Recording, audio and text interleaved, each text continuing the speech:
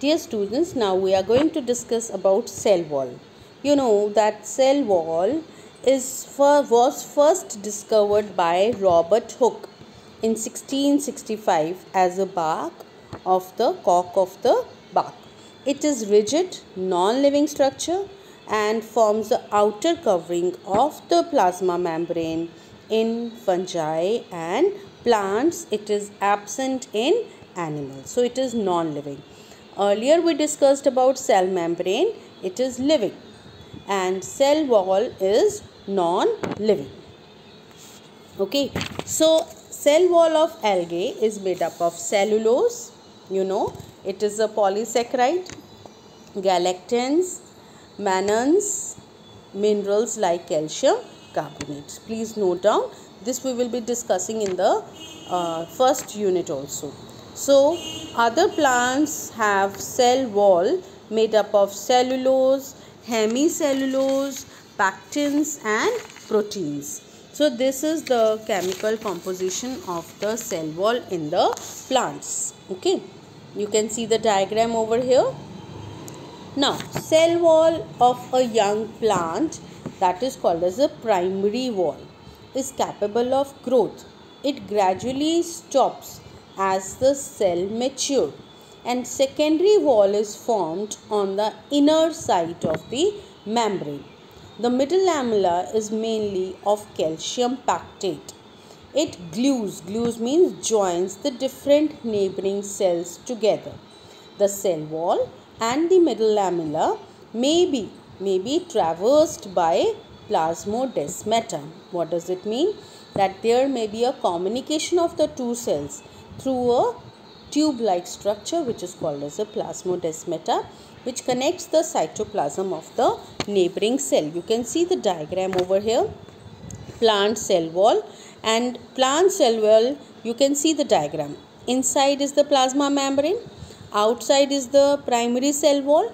Then there is a middle lamella which is connecting the other cell to the first cell. Okay, and it is made up of, you can see, cellulose, glycans and pectin. So these are the diagram is showing that how the middle lamella is connecting to the other cell. So as I have already told to you that middle lamella is consist of calcium or magnesium pectate. It cements the cell wall of two adjoining cells together. What am I telling you? Look here, this is the one cell wall, this is the another cell wall, and this is the middle lamella. Now the thing will be more clear to you. Okay, so it is absent on the outer side of the cell surface of the cell. Middle lamella along with the cell wall is traversed by plasmodesmata which connects the cytoplasm of the neighboring cell. Let me show you with the help of the diagram. This is the one cell. Okay, no.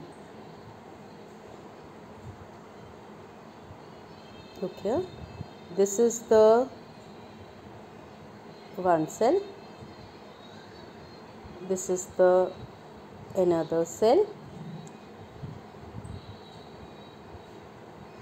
And this is middle lamella.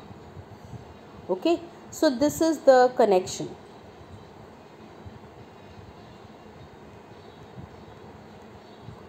This connection is called as plasmodesmata, which is connecting the two cells. Okay, now you can see over here what is primary cell wall. As I have already discussed to you, it is inner to the middle lamella in young and growing cell, and it is capable of growth and extensions.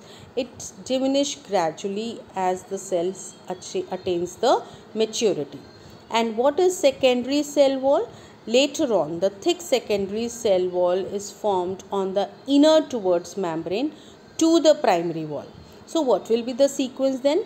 Secondary cell wall, primary cell wall, middle lamella, then again primary cell wall and secondary cell wall. This is the primary and secondary of the another cell. Okay, so you can see in the diagram, the cells are shown with the plasmodesmata. This is one cell, this is the another cell, and these cells are connected to each other by a plasmodesmata. Now, what are the functions of cell wall? They play a very important role in providing a definite shape to the cell. They protect the protoplasm. Inside, protoplasm is living, so against the mechanical injury, damage, infection. They also play a very important role from cell to cell interaction, as there are plasmodesmata. Then they act as a barrier for the undesirable macromolecules, and they protect the cell from the attack of pathogen also. So you can see the structure of the cell wall and the functions of the cell wall. Thank you.